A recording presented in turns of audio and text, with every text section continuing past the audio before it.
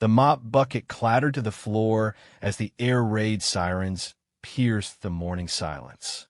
Students scattered like leaves in a hurricane, but old Henry Martinez just stood there, his weathered hands trembling, not from fear, but from memories that had been buried for 30 years. Above them, enemy fighter jets screamed across the sky in perfect formation, their engines roaring death from above. What happened next would shatter everything the school thought they knew about their quiet janitor. Because sometimes the most extraordinary heroes hide behind the most ordinary faces. And sometimes when death comes calling from the clouds, a ghost must rise from the shadows of the past to save the living. This is not just a story about war. It's about the secrets we carry, the heroes we overlook, and the moment when an old man's forgotten past became everyone's salvation. The students at Lincoln High thought they knew Henry Martinez, the man who cleaned their hallways, emptied their trash, and spoke in whispers. They had no idea they were walking past a legend every single day. What you're about to discover will make you look at every ordinary person differently. Because behind every quiet smile, every humble nod, every simple good morning, there might be hiding someone who once ruled the skies and cheated death for a living. Henry Martinez arrived at Lincoln High School every morning at exactly 5:30 a.m., just as he had for the past 8 years. His routine never changed. Park the old blue pickup truck in the same spot by the maintenance shed, grab the large ring of keys from his belt, and unlock the side door that led to his small office in the basement. The students who arrived early for sports practice would sometimes see him, a thin, gray-haired man in his 60s pushing a cart of cleaning supplies down the empty hallways, moving like a ghost through their world. Nobody really paid attention to Henry. He was just part of the school's landscape, like the faded trophy cases or the ancient radiators that clanged during winter. Teachers would nod politely when they passed him, and students barely registered his presence. He was exactly what people expected a janitor to be: quiet, invisible, unremarkable. But if any of them had looked closer, they might have noticed things that didn't quite fit the simple picture they had painted of him. There was the way Henry's eyes constantly scanned the sky whenever he stepped outside, tracking movement that others couldn't see. There was the precision with which he moved, every action economical and purposeful, like someone trained to waste no motion. And there were the mornings when he would stand perfectly still in the school courtyard, his head tilted upward, listening to sounds that seemed to come from nowhere, the distant rumble of aircraft engines that others dismissed as traffic on the nearby highway. Principal Sarah Williams had hired Henry 8 years ago during a particularly difficult budget crisis. The previous maintenance staff had been laid off, and the school board was looking for someone willing to work for less money than the position traditionally offered. Henry had walked into her office on a rainy Tuesday morning, his resume neatly typed on plain white paper. His work history was sparse, a few years here and there at various maintenance jobs, nothing that really stood out. But there was something about him that impressed her, a quiet competence that suggested he could handle whatever the job threw at him. During the interview, Henry spoke in careful, measured sentences. He answered her questions about cleaning procedures and maintenance protocols with the kind of detailed knowledge that surprised her. When she asked about his background, he mentioned growing up in a small town in New Mexico, spending time in the military, and working various jobs after his discharge. He never elaborated, and something in his manner discouraged further questions. Sarah hired him on the spot, grateful to find someone reliable willing to work within their limited budget. What Principal Williams didn't know was that the man sitting across from her desk had once been Captain Henry Martinez of the United States Air Force, call sign Ghost, one of the most decorated fighter pilots of his generation. She had no way of knowing that the quiet man applying for a janitorial position had flown over 200 combat missions, shot down 11 enemy aircraft, and earned a Distinguished Flying Cross, a Silver Star, and a Purple Heart. Henry's military records were classified at a level that made them invisible to civilian background checks, and he had no intention of volunteering information about his past. The transformation from fighter pilot to school janitor hadn't happened overnight. After Henry's discharge from the Air Force in 1985, following an incident that ended his flying career and left him with nightmares that lasted for years, he had drifted from job to job. The skills that made him exceptional in the cockpit, split-second decision-making, spatial awareness, the ability to process multiple streams of information simultaneously, didn't translate easily to civilian life. He had tried working for aircraft manufacturers, but being around planes without being able to fly them felt like torture. He had attempted desk jobs, but sitting in an office all day made him feel trapped and restless. Eventually, Henry found that he preferred jobs that kept him in the background, where he could work with his hands and be left alone with his thoughts. Maintenance work suited him. There was something peaceful about the routine, the simple problems with clear solutions. Schools were particularly appealing because they reminded him of a more innocent time, before he had learned what human beings were capable of doing to each other from 30,000 feet up. The students at Lincoln High had no idea that their unassuming janitor could identify the make and model of any aircraft from the sound of its engines alone. They didn't know that he could estimate wind speed and direction by watching how leaves moved in the trees, or that he still maintained the rigid physical fitness routine that had been drilled into him during flight training. They certainly had no clue that tucked away in the bottom drawer of his desk in the basement office, wrapped in an old towel, was Henry's flight helmet from his Air Force days, the same one he had worn during missions over hostile territory and conflicts that were never officially acknowledged by the government. Henry kept his past buried, not out of shame, but out of necessity. The things he had seen and done during his military service were classified, and even decades later, he wasn't free to talk about them. More importantly, he had no desire to revisit that part of his life. The nightmares had finally stopped. The hypervigilance that had kept him alive in combat zones had faded to manageable levels. He had found peace in his simple routine, and he had no interest in disturbing it. The closest he came to acknowledging his former life was during the annual Veterans Day assembly, when the school honored former service members in the community. Henry always made sure he was busy with maintenance work in some distant part of the building during these events. When well-meaning teachers asked if he was a veteran and suggested he participate, he would give a non-committal answer and change the subject. He had learned that people who had never been in combat had romantic notions about military service that had nothing to do with reality, and he had no patience for their attempt to turn him into some kind of symbol. The only person who suspected there was more to Henry than met the eye was Coach Mike Rodriguez, a former Marine who taught physical education and coached the school's wrestling team. There was something about Henry's bearing, the way he carried himself, that triggered Mike's military instincts. He had tried several times to engage Henry in conversations about service, but the older man was skilled at deflecting such attempts without being rude.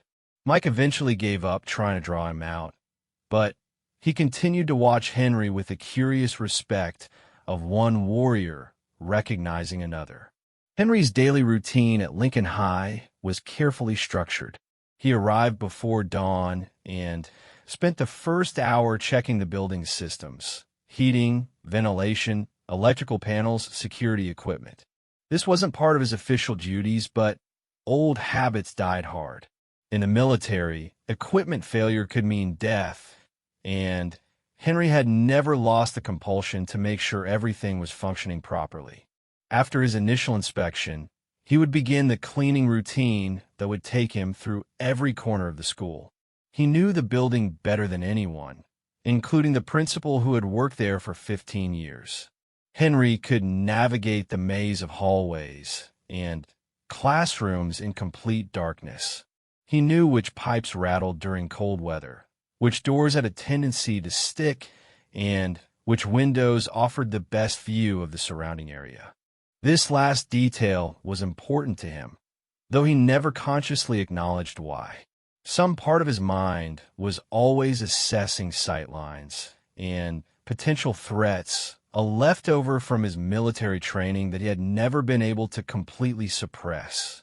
The students who interacted with Henry found him unfailingly polite but distant. When they asked him questions, he answered helpfully but briefly. When they made messes, he cleaned them up without complaint.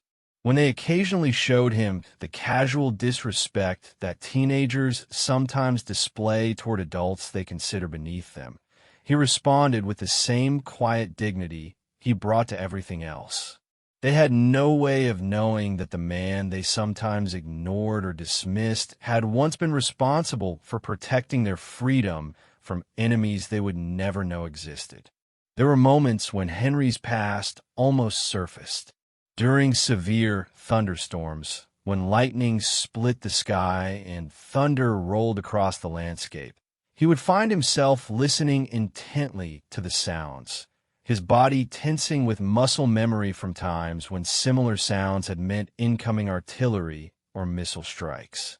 When commercial aircraft passed overhead on their approach to the regional airport 20 miles away, his eyes would automatically track their flight paths, analyzing their altitude, and heading with professional precision.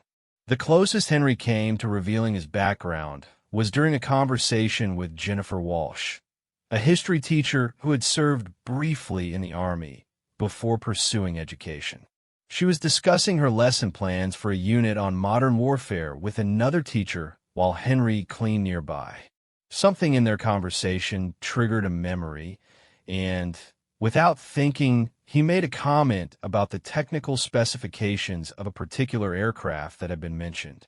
The accuracy and detail of his knowledge surprised Jennifer, and she turned to ask him how he knew so much about military aircraft. Henry realized his mistake immediately and covered it with a vague comment about watching documentaries, but Jennifer continued to regard him with curious interest after that incident.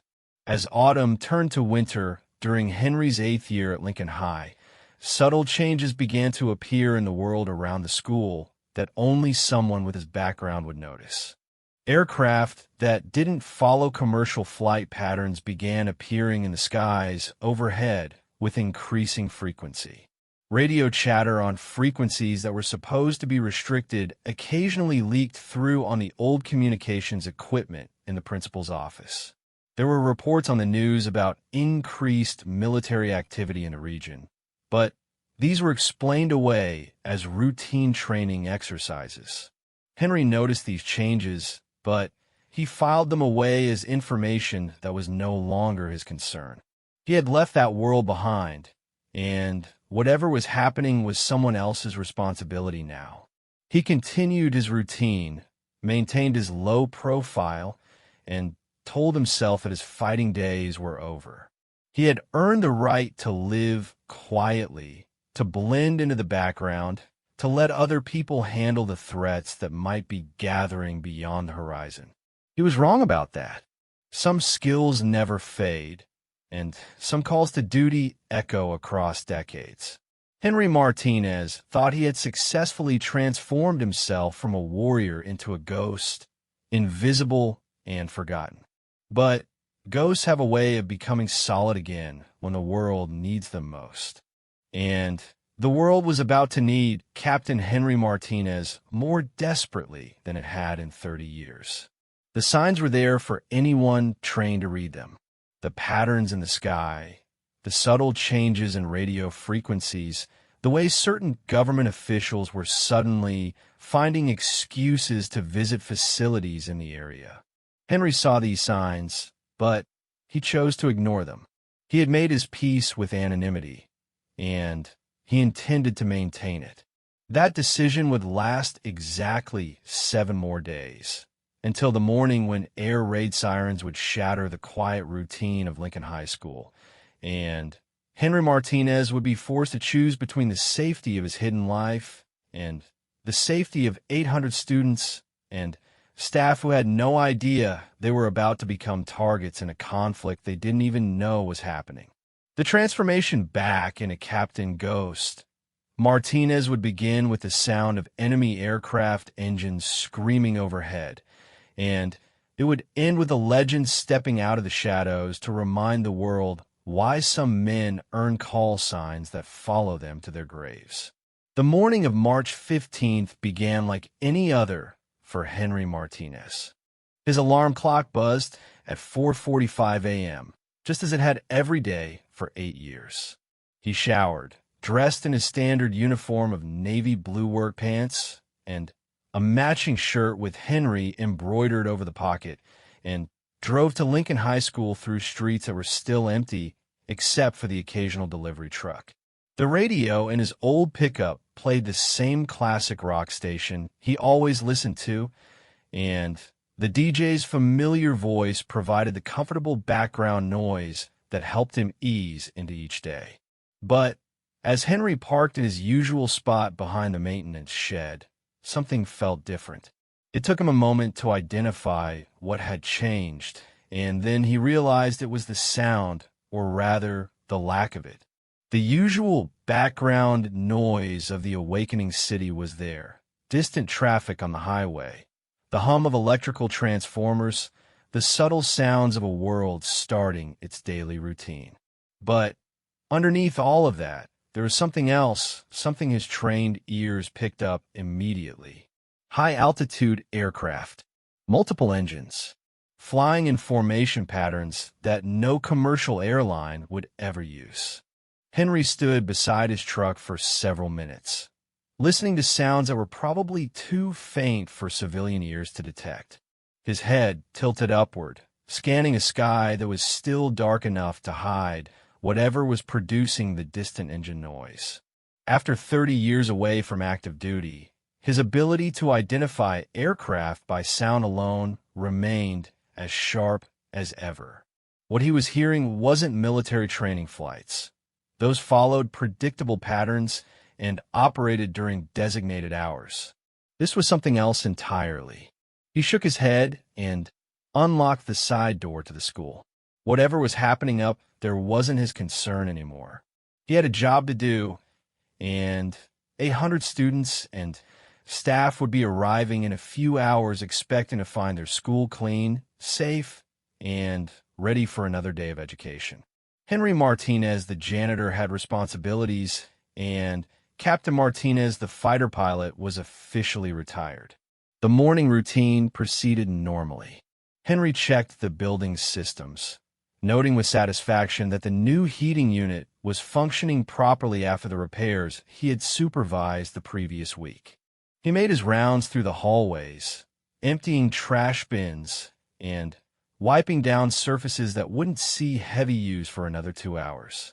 In the cafeteria, he helped the food service staff set up for the breakfast program that fed nearly 200 students each morning.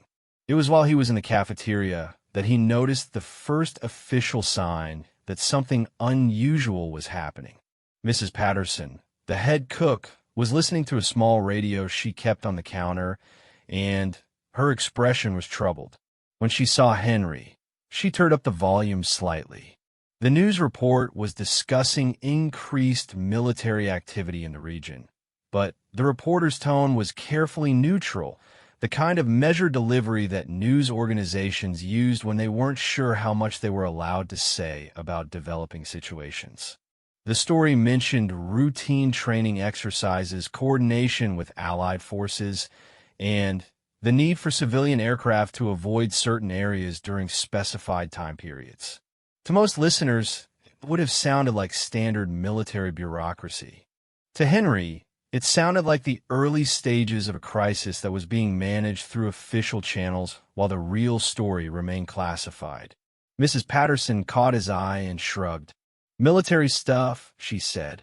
My nephew is stationed at the base about 50 miles from here.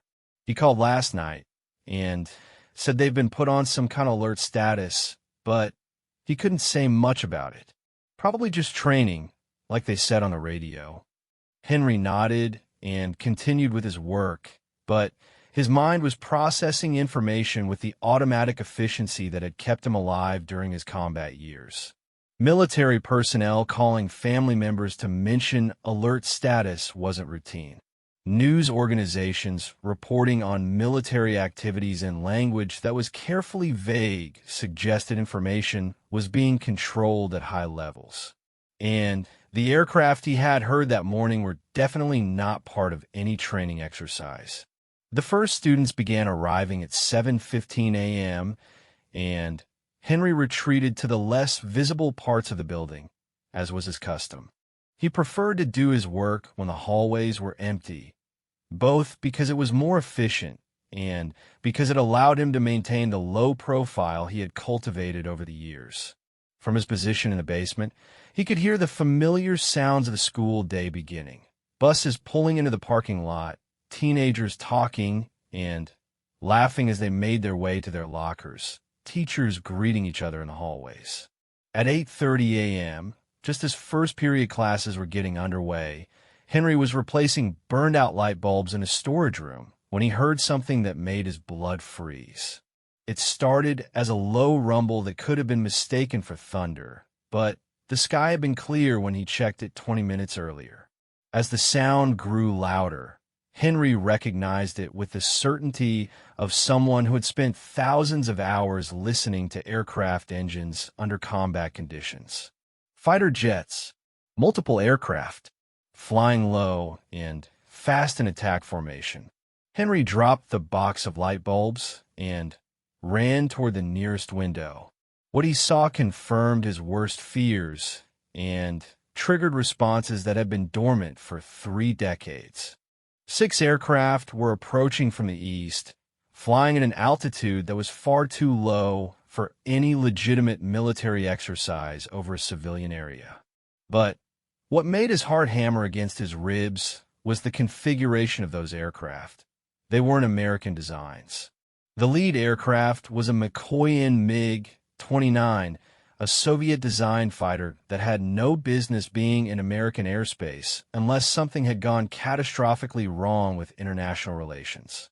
Behind it flew 5 more aircraft in perfect formation, a mixture of MiG-29s and what appear to be newer Russian designs that Henry didn't immediately recognize, but that were obviously built for air-to-ground attack missions. As Henry watched in shock, the lead aircraft broke formation and began a strafing run toward the school's main parking lot. The distinctive sound of 30mm cannon fire echoed across the campus as rounds struck the asphalt, sending up geysers of concrete and sparks as they ricocheted off parked cars. Students who had been walking between buildings began screaming and running in panic.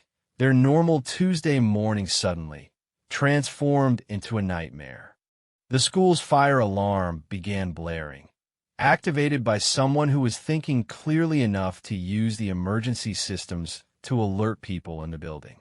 But Henry knew that fire drills wouldn't save anyone from what was happening outside. The aircraft were circling for another pass, and this time they would probably target the building itself. For 30 years, Henry Martinez had successfully suppressed the part of himself that was Captain Ghost Martinez. He had buried the instincts that made him one of the deadliest fighter pilots of his generation. He had convinced himself that his fighting days were over, that he could live quietly in the background while other people handled the threats that faced the world. All of that ended the moment he saw enemy aircraft attacking the school where he worked. The transformation wasn't gradual or uncertain. 1 second, Henry was a janitor watching helplessly as students ran for their lives. The next second, Captain Martinez was analyzing the tactical situation with the cold precision that had made him a legend among his fellow pilots.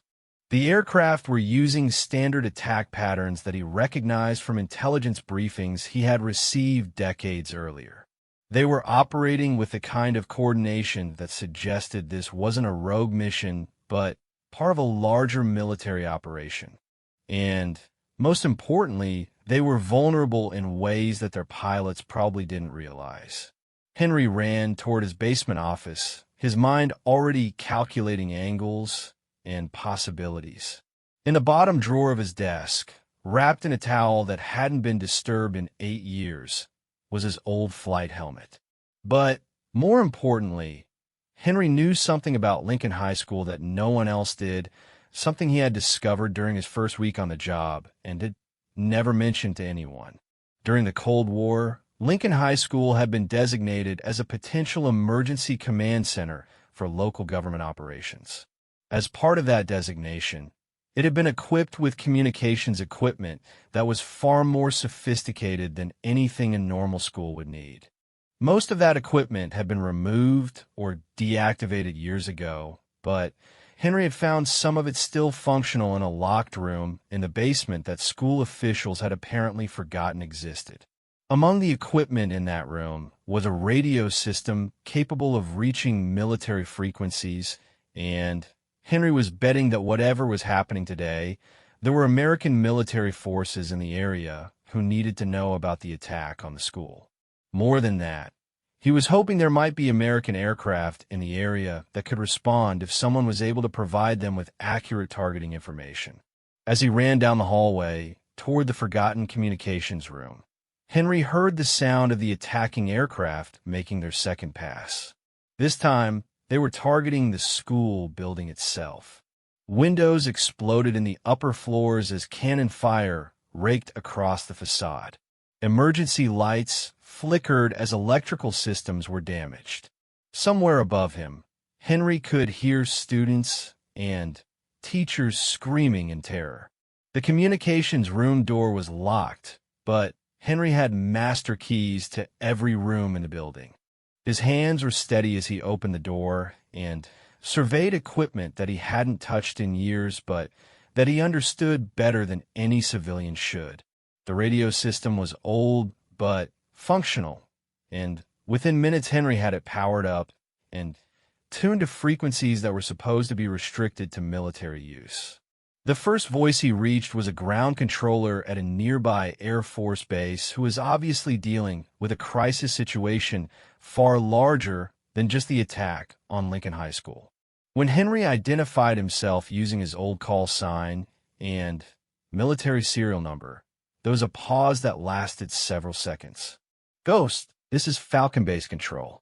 Please repeat identification." "Falcon Base, this is Ghost. Captain Henry Martinez, serial number 1477984. I'm at Lincoln High School, approximately 20 miles northeast of your position. We are under attack by 6 enemy aircraft. Configuration suggests MiG-29s and possibly newer Russian designs. Request immediate air support." Another pause, longer this time. Henry could imagine the frantic activity at the base as someone verified his identification and tried to understand how a supposedly retired fighter pilot had ended up providing tactical intelligence from a civilian target. "Ghost, Falcon Base. Your identification is confirmed. Be advised we have friendly aircraft in your area, but they need targeting information. Can you provide visual contact?" Henry looked around the communications room and realized he needed to get to a position where he could observe the attack and provide real-time information to any American fighters that might be responding. The school's roof would give him the best vantage point, but getting there would mean leaving the safety of the basement and exposing himself to the ongoing attack. For just a moment, Henry hesitated. He was 63 years old. He had served his country faithfully for 20 years and had earned the right to live peacefully. No one could blame him for staying in the basement and letting someone else handle this crisis. But above him, 800 students and staff were trapped in a building that was being torn apart by enemy fire. Some of them were probably already dead or wounded. The rest would die unless someone acted quickly to coordinate a response to the attack. Henry Martinez had been many things in his life: a fighter pilot, a warrior, a guardian of American airspace. But before any of that, he had been a protector of people who couldn't protect themselves. That fundamental part of his character had never changed, even during 30 years of hiding behind a janitor's uniform. He grabbed his old flight helmet from the desk drawer and headed for the stairs that would take him to the roof. Captain Ghost Martinez was back on active duty, and he had work to do. Outside, the enemy aircraft were regrouping for what was obviously intended to be a final, devastating attack on the school building. But they had made one crucial mistake. They had attacked a target defended by someone who had spent his entire adult life learning how to kill aircraft exactly like theirs. The Ghost was about to become very real and very dangerous. The stairwell leading to the roof had never seemed longer to Henry Martinez. Each step carried him further from the safety of the basement and closer to a battlefield he had thought he would never see again. His old flight helmet felt strange in his hands, lighter than he remembered, but somehow heavier with the weight of memories it carried. Behind him, the sound of breaking glass and splintering wood echoed through the building as enemy cannon fire continued to tear through Lincoln High School. When Henry reached the roof access door, he paused for a moment to listen. The attacking aircraft had pulled back to regroup, giving him a brief window of relative safety. Through the small window in the door, he could see clear sky, which meant the immediate area was temporarily free of hostile aircraft. But he knew that wouldn't last long. The roof of Lincoln High School was flat and provided an excellent view of the surrounding area. As Henry stepped outside, he could see the full scope of the attack for the first time. The school's parking lot looked like a war zone, with smoking craters where cannon rounds had struck the asphalt and several cars burning from direct hits. The main building showed extensive damage along its eastern face, with broken windows and scorch marks from where the enemy aircraft had strafed the structure during their second pass. But what caught Henry's attention most was what he could see in the distance. The attack on the school wasn't an isolated incident. Smoke was rising from several locations across the valley, suggesting that other targets had been hit as well. This was clearly part of a coordinated assault, and Henry realized that Lincoln High School had probably been targeted not because of anything specific about the school, but because it represented a convenient civilian target that would create terror and confusion. Henry activated the portable radio he had grabbed from the communications room and re-established contact with Falcon Base Control. The voice that responded was crisp and professional, but Henry could hear the strain underneath it. "Ghost, Falcon Base. What's your tactical assessment?" Henry scanned the sky methodically, using techniques he had learned during his combat years to detect aircraft that might be difficult to spot against the cloud cover. "Falcon Base, Ghost. I have visual contact with hostile aircraft regrouping approximately 3 miles southwest of my position. Count 6 aircraft total, mixed MiG-29 and what appear to be Su-34 configurations. They're forming up for what looks like a coordinated strike on this position." "Copy, Ghost. Be advised we have 2 F-16s inbound to your location, call signs Viper 1 and Viper 2. They're approximately 8 minutes out. Can you provide targeting guidance?" 8 minutes. Henry looked at the damaged school building below him and calculated how much destruction the enemy aircraft could inflict in 8 minutes if they weren't stopped. It would be more than enough to complete the annihilation of Lincoln High School, and everyone's still trapped inside. "Falcon Base, Ghost. 8 minutes is too long. Is there anything closer?" There was a pause before the response came back, and when it did, Henry could hear frustration in the controller's voice. Negative Ghost. Viper flight is our closest available asset. All other aircraft in the region are engaged with hostile forces at multiple targets. Henry absorbed this information and realized that he was looking at a situation that was far worse than just an attack on a school. If American military resources were stretched thin enough that it would take 8 minutes to get air support to a target under active attack, then the enemy had achieved significant tactical surprise and was probably attacking multiple targets simultaneously across a wide area. The sound of approaching aircraft engines drew Henry's attention back to the immediate threat. The enemy formation was returning, and this time their approach pattern suggested they intended to destroy the school building completely. Henry could see that they had organized themselves into 2 attack elements. 3 aircraft would approach from the east while the other 3 came in from the west, timing their attack to hit the building simultaneously from multiple directions.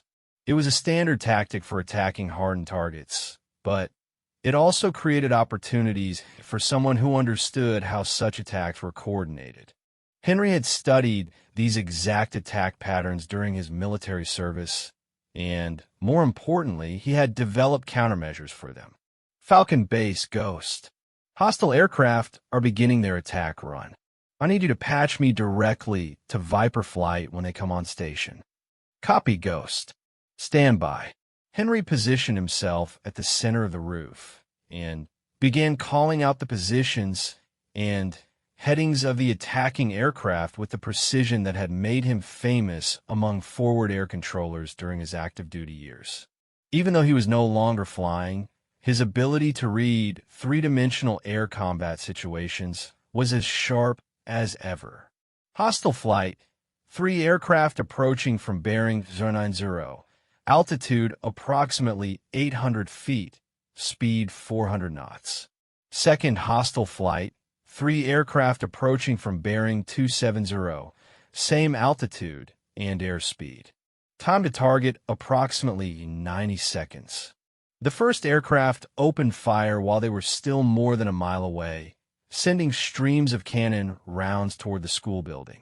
Most of the fire went wide, but several rounds punched through the roof near Henry's position. He threw himself flat against the concrete surface and continued his commentary, knowing that the information he was providing would be crucial for the American fighters when they arrived. Hostile aircraft are using 30mm GSH 30-1 cannons. Standard load appears to be high-explosive incendiary rounds. Attack pattern suggests they're planning to collapse the building's main support structure. As the enemy aircraft screamed overhead, Henry got his first close look at their markings and configuration. What he saw confirmed his worst fears about the scope of the crisis. These weren't aircraft from some rogue nation or terrorist organization. They were frontline Russian military fighters, flown by pilots who clearly had extensive training and experience. The attack on Lincoln High School was part of a larger military operation, which meant that the United States was effectively under attack by a major world power. The implications of this realization were staggering, but Henry forced himself to focus on the immediate tactical situation. The enemy aircraft were circling for another pass, and this time their approach suggested they were going to use heavier weapons. Through his binoculars, Henry could see that several of the aircraft were carrying external ordnance that looked like guided missiles designed for attacking buildings and other structures. Falcon Base Ghost. Hostile aircraft are armed with air-to-surface missiles, probably KH-25 or similar configuration. If they complete their next attack run, this building will be completely destroyed. The response from Falcon Base carried a note of urgency that Henry hadn't heard before. Ghost, Falcon Base. Viper flight is still 4 minutes out. Is there anything you can do to delay or disrupt the hostile attack? Henry looked around the roof and considered his options. He was a 63-year-old man armed with nothing more dangerous than a radio and 30 years of tactical knowledge. The enemy aircraft were state-of-the-art fighters flown by professional military pilots and armed with weapons that could level the building with a single well-placed shot. Under normal circumstances, there would be nothing he could do except watch and provide intelligence. But these weren't normal circumstances, and Henry Martinez wasn't a normal former fighter pilot. During his years at Lincoln High School, Henry had become intimately familiar with every detail of the building and its surroundings. As part of his maintenance duties, he had worked on the school's emergency systems, including backup power generators and communications equipment that most people didn't know existed. He had also discovered that the school's original Cold War-era designation as a potential emergency command center had included some features that were never removed when the facility was converted back to purely educational use. One of those features was a weather monitoring station on the roof that included equipment for measuring wind speed and direction. But the original installation had included additional sensors for detecting aircraft and other potential threats, and some of that equipment was still functional even though it was no longer officially maintained. Henry made his way to the weather station and began activating systems that hadn't been used in decades. His fingers moved across controls and switches with the muscle memory of someone who had spent thousands of hours operating complex equipment under pressure. Within minutes, he had the detection system powered up and linked to the portable radio he was using to communicate with Falcon Base. What Henry had discovered was something that could change the tactical balance of the engagement. The weather monitoring station included a radar system that was capable of tracking low-flying aircraft with remarkable precision. More importantly, it could transmit targeting data in a format that American military aircraft could use to guide their weapon systems. Falcon Base, Ghost. I'm transmitting radar tracking data on the hostile aircraft. Can you relay this to Viper Flight for targeting purposes? There was a moment of stunned silence before the response came back. Ghost, Falcon Base. Confirm you have radar tracking capability at your position. Affirmative, Falcon Base. I'm painting all 6 hostile aircraft with continuous tracking data. Viper Flight should be able to lock onto my targeting information as soon as they come within range. What Henry didn't tell the ground controller was that activating the radar system had almost certainly revealed his position to the enemy aircraft. Modern fighters carried equipment that could detect when they were being tracked by radar, and the pilots attacking the school would now know that someone on the ground was providing targeting information to incoming American fighters. Sure enough, within 30 seconds of activating the radar system, Henry saw one of the enemy aircraft break off from the main attack formation and begin heading directly toward the school building. The pilot had clearly identified the source of the radar tracking and was coming to eliminate it. Henry watched the approaching fighter with the calm assessment of someone who had faced death many times before. The aircraft was a MiG-29, flown by a pilot who was obviously skilled and experienced. Under normal circumstances, a single strafing run from that aircraft would be more than enough to destroy the weather station and kill anyone operating it. But Henry Martinez had not survived 200 combat missions by accepting normal circumstances. As the MiG-29 began its attack run, Henry made a series of calculations based on the aircraft's speed, altitude, and approach angle. Then he did something that would have been impossible for anyone who hadn't spent decades learning to think like a fighter pilot. He began predicting exactly where the enemy pilot would aim his weapons and when he would fire them. The key to surviving an attack by a fighter aircraft wasn't to run away from it. That was impossible. The key was to understand the pilot's decision-making process and to be somewhere else when the weapons arrived at your former position. Henry waited until the last possible second. Then dove behind the concrete housing of the weather station just as cannon rounds began chewing up the roof where he had been standing. The enemy pilot, flying at 400 miles per hour and trying to hit a target the size of a person, had aimed for where Henry appeared to be rather than where he actually was. As the MiG-29 screamed overhead, Henry emerged from cover and reactivated the radar system. The targeting data began flowing again, and he could hear the excitement in the voice of the ground controller as the information reached Falcon Base. Ghost, Falcon Base. Viper Flight has your targeting data and is engaging hostile aircraft. Time to engagement 30 seconds. Through his binoculars, Henry could see the American F-16s approaching from the north. They were flying low and fast, using the terrain to mask their approach until the last possible moment. It was a textbook intercept made possible by the radar tracking information that Henry was providing from the school roof. The air battle that followed lasted less than 2 minutes, but those 2 minutes would be remembered as one of the most decisive air-to-air engagements in the history of American air warfare.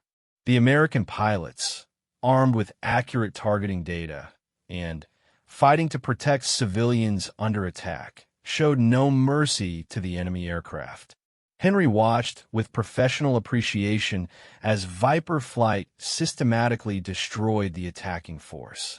The first MiG-29 was hit by an AIM-120 missile and exploded in a fireball that lit up the morning sky. The second enemy aircraft tried to escape by flying low and fast toward the mountains, but Viper 2 anticipated the maneuver and cut it off with a burst of 20 millimeters cannon fire that sent the fighters spinning into the ground.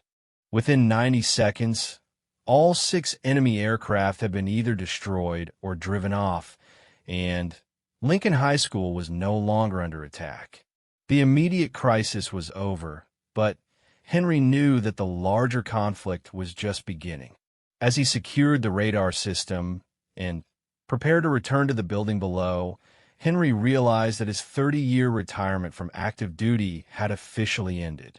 Captain Ghost Martinez was back in the war, and this time the stakes were higher than they had ever been before.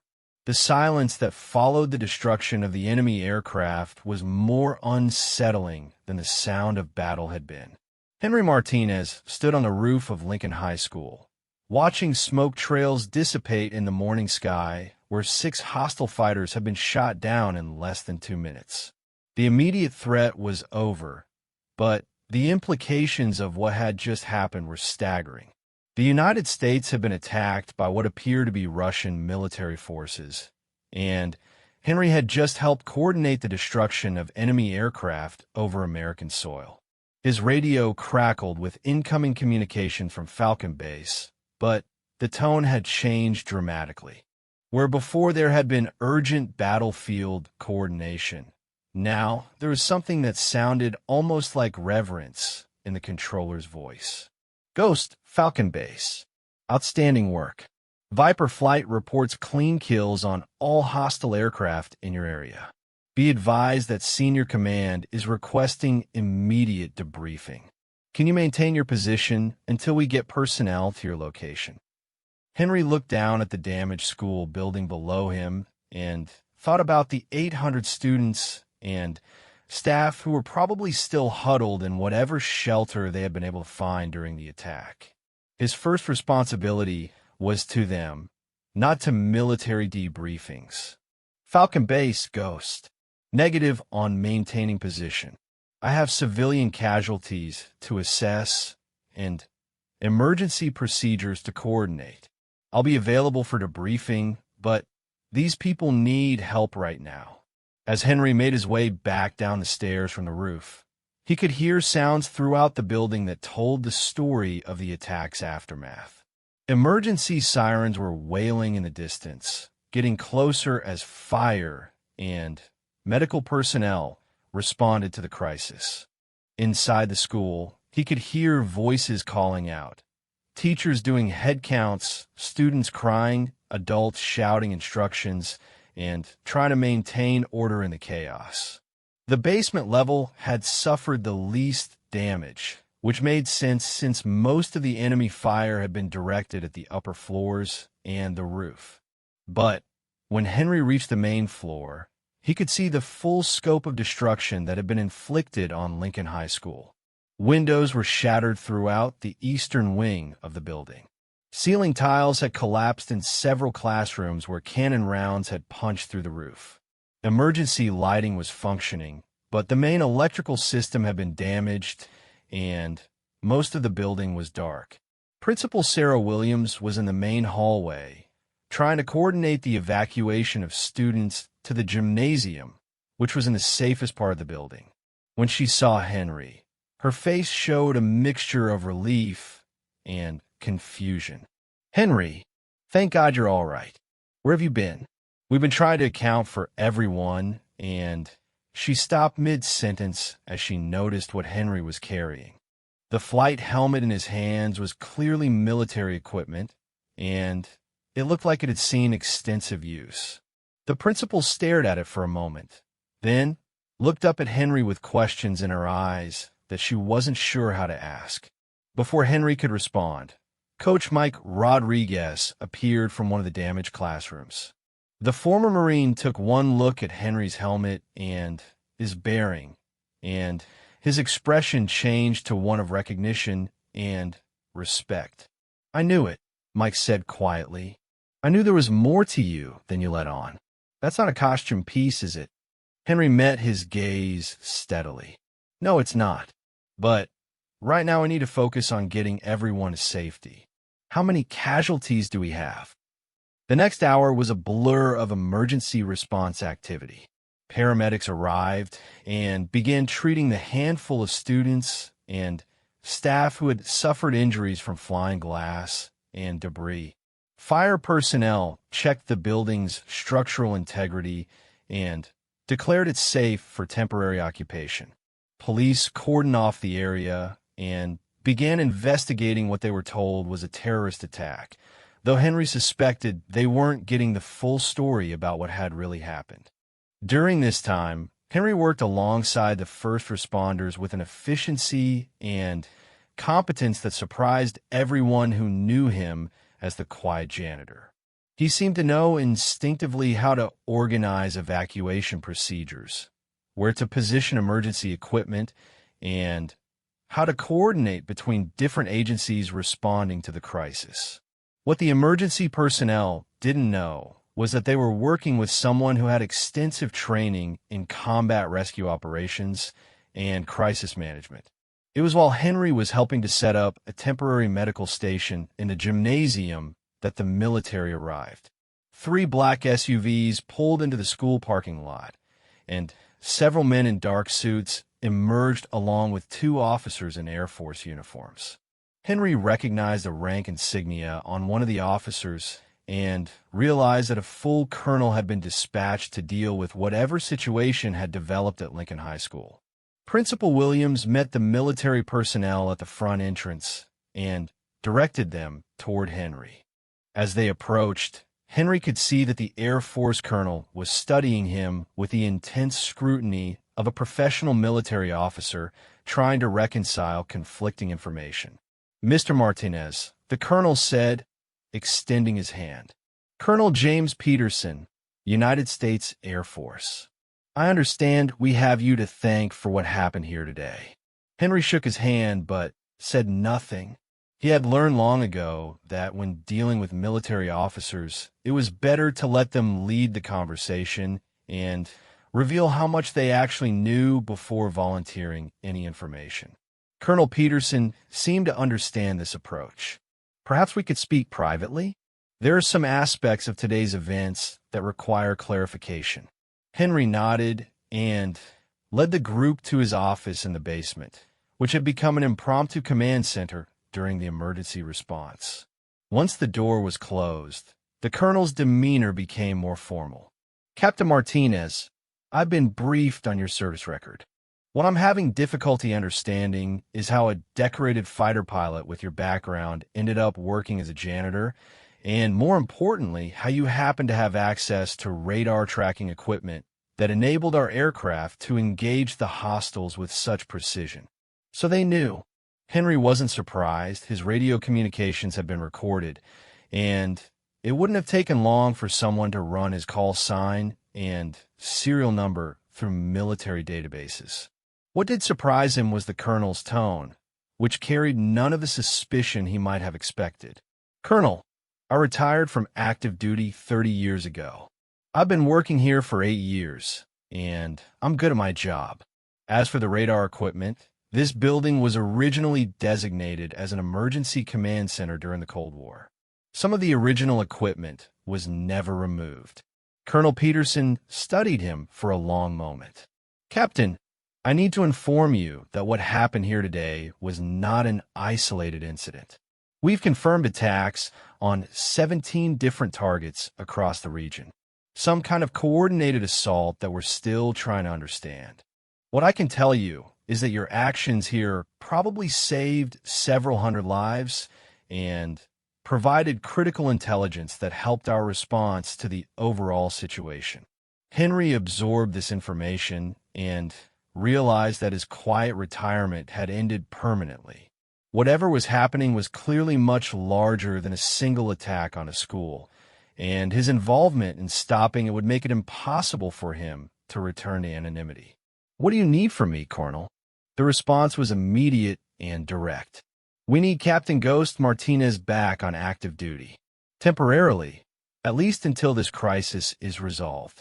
The enemy has demonstrated capabilities that we weren't fully prepared for, and we need experienced personnel who can adapt to rapidly changing tactical situations." Before Henry could respond, there was a knock on the office door. Principal Williams entered, followed by several students and teachers who had been asking to see Henry since the attack ended.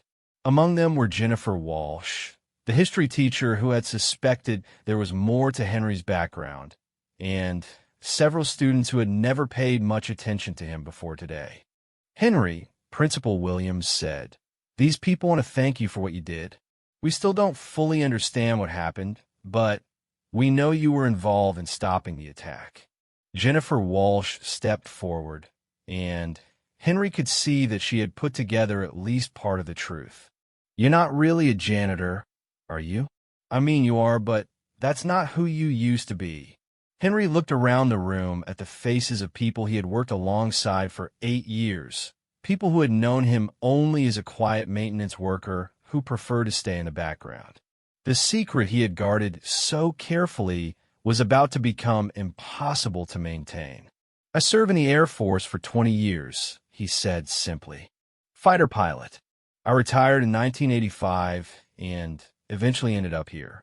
I never talked about it because it wasn't relevant to my job." One of the students, a senior named Marcus who had always been polite but distant toward Henry, stepped forward. "Sir, I heard someone say you shot down the planes that were attacking us. Is that true?" Henry shook his head. "I didn't shoot down anything. I provided information to the pilots who did the actual fighting. They're the ones who deserve the credit." Colonel Peterson interjected. "What Captain Martinez did was provide real-time radar tracking data that enabled our fighters to engage multiple targets with unprecedented precision. Without that information, the attack would have continued and many more people would have died." The room fell silent as everyone processed this information. Henry Martinez, the man who had cleaned their hallways and emptied their trash for 8 years, had somehow become the key figure in defending their school from military attack. Coach Rodriguez broke the silence. "Ghost, that was your call sign, wasn't it? I heard it on the radio communications." Henry nodded reluctantly. The nickname had followed him throughout his military career, earned during his first combat mission when he had appeared seemingly from nowhere to shoot down an enemy aircraft that had been stalking a damaged American bomber. "Captain Ghost Martinez," Jennifer Walsh said slowly, as if testing the sound of it. "You're famous, aren't you? I mean, in military circles." Before Henry could respond, Colonel Peterson answered for him. Captain Martinez is a legend. 11 confirmed air-to-air kills, over 200 combat missions, and a tactical innovator who developed techniques that are still taught at the Air Force Academy. He disappeared from the military community 30 years ago, and no one knew what happened to him. Henry felt uncomfortable with the attention and admiration he could see in the faces around him. He had spent 3 decades avoiding exactly this kind of recognition, and now was being thrust upon him whether he wanted it or not. "Look," he said, "what happened today was serious, but it's over now. I just want to make sure everyone here is safe and that we can get back to normal as soon as possible." Principal Williams stepped forward. "Henry, I don't think normal is going to be possible after this. The school board is going to want answers. The media is already asking questions about how the attack was stopped.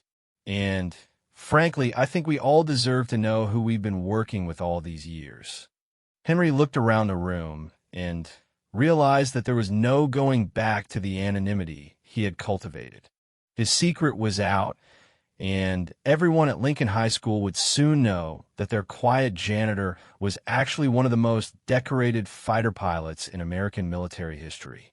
What he didn't know was that his story was about to become much bigger than just a school in crisis. Word of the ghost who had returned to save Lincoln High School was already spreading through military channels, and within hours it would reach the highest levels of the Pentagon. Captain Ghost Martinez was about to discover that some legends are too powerful to stay buried, and some calls to duty echo across decades with a force that can't be denied. The attack on Lincoln High School had ended, but Henry Martinez's war was just beginning. 6 months after the attack on Lincoln High School, Captain Henry Ghost Martinez stood on the flight deck of the USS Enterprise, watching the sun rise over the Pacific Ocean. The ocean was calm, painted in shades of orange and gold by the dawn light. But Henry knew that somewhere beyond the horizon, enemy forces were preparing for what military intelligence believed would be the decisive battle of a conflict that had escalated far beyond anyone's expectations. The attack on Lincoln High School had been the opening move in what historians would later call the Pacific Crisis, a carefully orchestrated assault on American military and civilian targets that had brought the world closer to global warfare than at any time since World War II.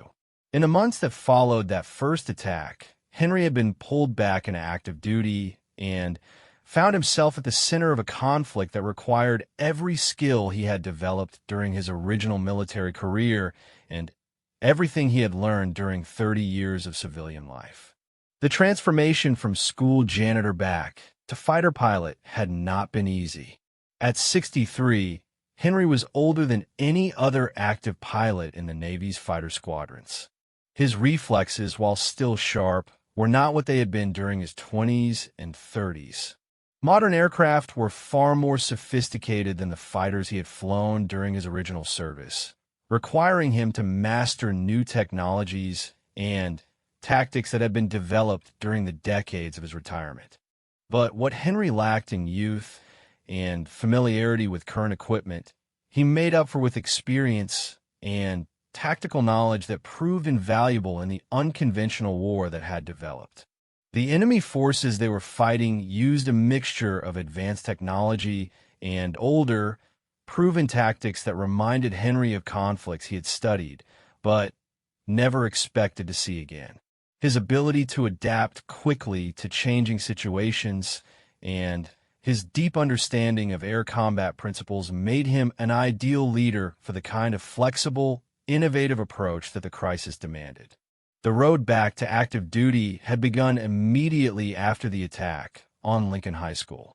Within days of the incident, Henry found himself at the Pentagon, being briefed on the scope of the crisis and the military's response to it. The attacks on American targets had been part of a larger strategy designed to test American resolve and capability and the enemy's success in achieving tactical surprise had revealed significant gaps in the country's defense systems. Henry's role in stopping the attack on the school had made him something of a legend within military circles, but what really caught the attention of senior commanders was his analysis of the enemy's tactics and his suggestions for countering them. During his years as a janitor, Henry had continued to follow developments in military aviation and tactics, and his perspective as someone who understood both historical and contemporary approaches to air warfare proved to be exactly what the military needed. The decision to return Henry to active duty had been controversial.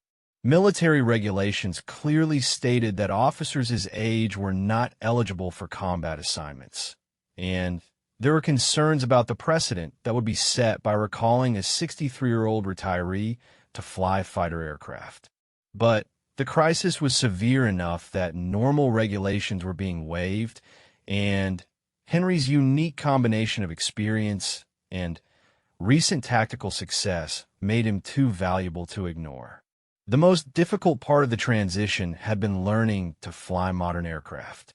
The F/A-18 Super Hornet that Henry was now qualified to pilot was a far more sophisticated machine than the fighters he had flown during his original career. The avionics systems, weapons capabilities, and flight characteristics required extensive retraining, and Henry had spent 3 months at the Navy's fighter weapons school learning to operate equipment that had been developed long after his retirement. But once he mastered the technical aspects of modern fighter aircraft, Henry's natural flying ability and tactical instincts proved to be as sharp as ever. His instructors were amazed at how quickly he adapted to contemporary air combat techniques, and his fellow pilots were impressed by his ability to analyze complex tactical situations and develop innovative solutions. What really set Henry apart, however, was his understanding of the enemy they were fighting.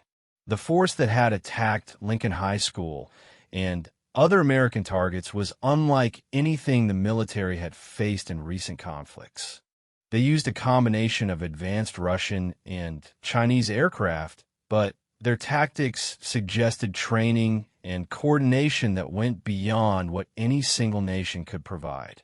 Henry's analysis indicated that they were dealing with a coalition of forces that had been planning this assault for years and had specifically studied American weaknesses and vulnerabilities.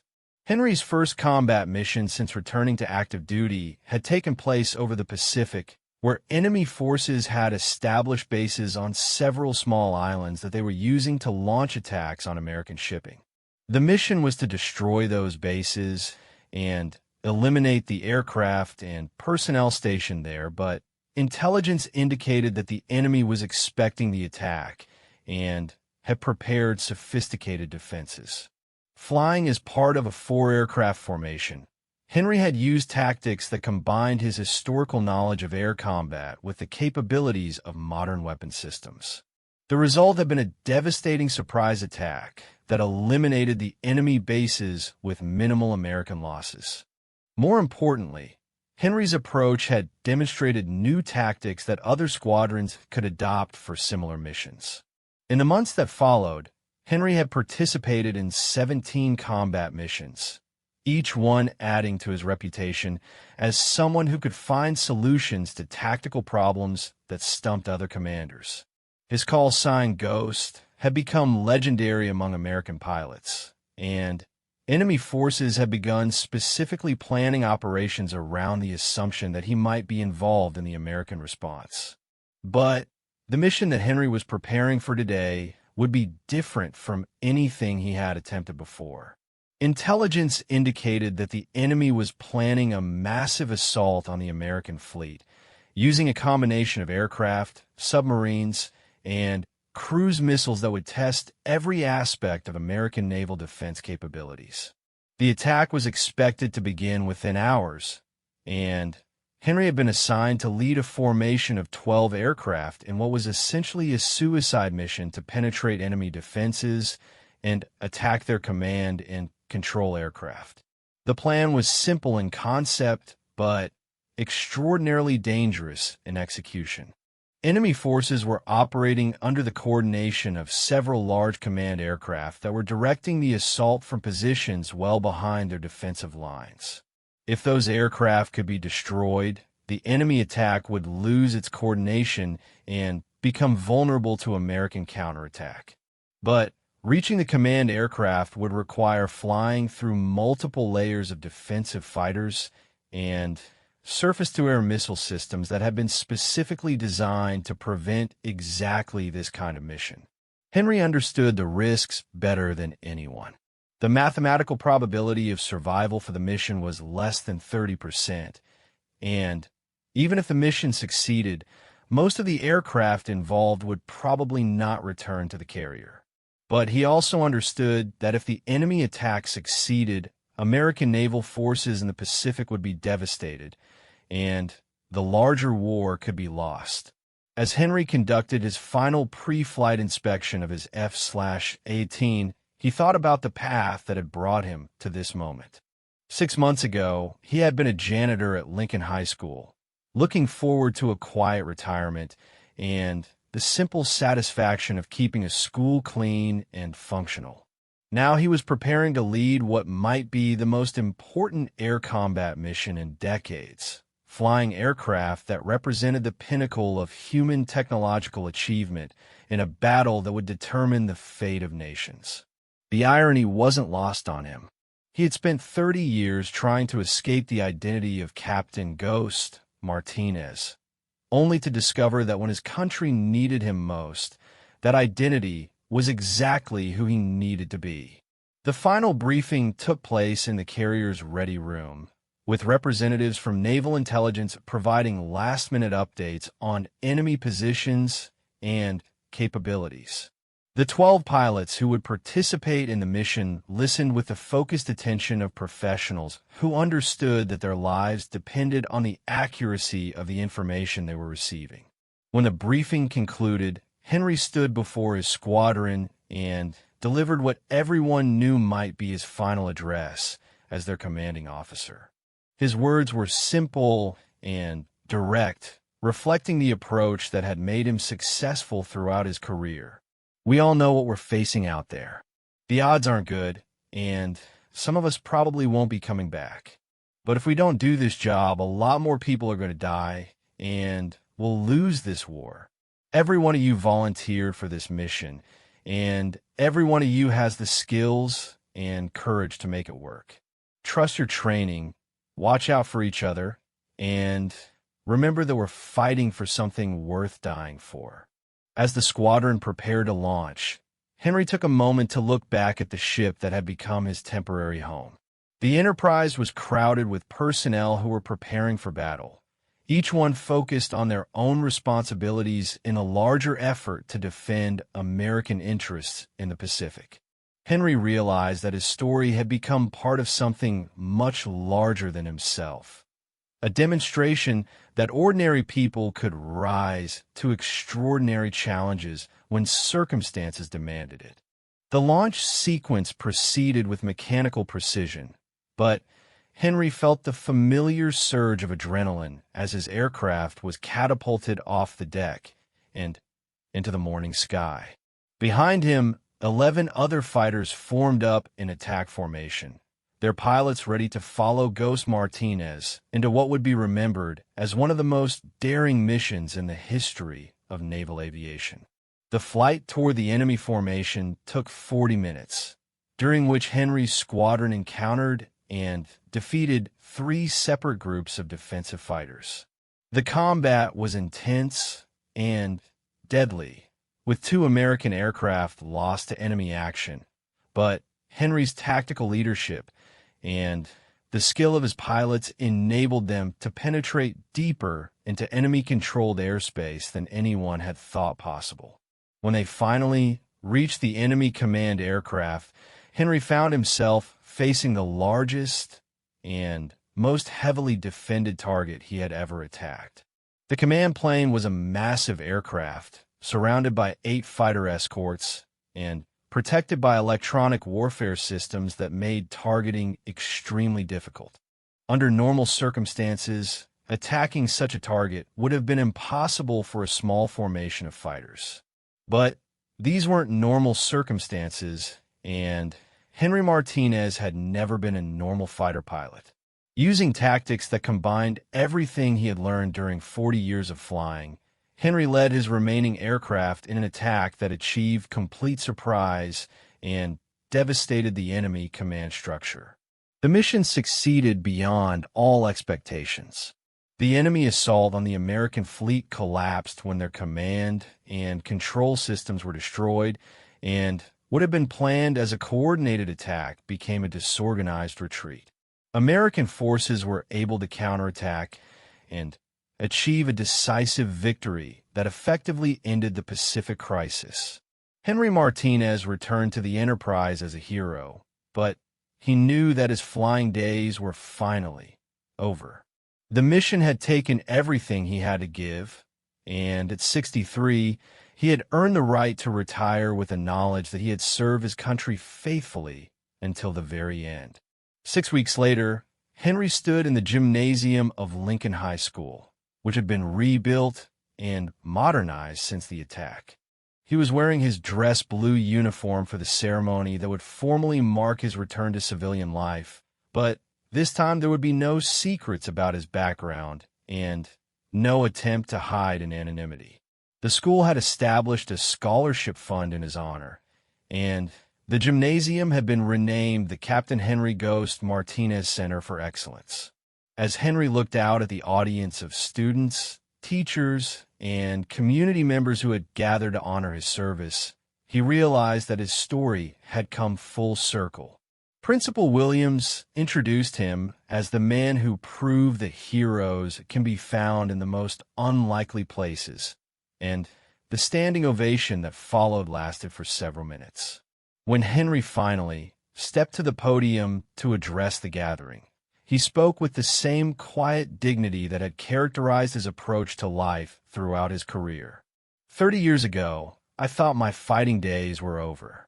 I came to work here because I wanted to be part of something positive, something that builds up rather than tears down. What I learned during my time as your janitor is that the most important battles aren't always fought in the sky. They're fought in classrooms and hallways in the daily effort to educate young people and prepare them to become the leaders our country needs.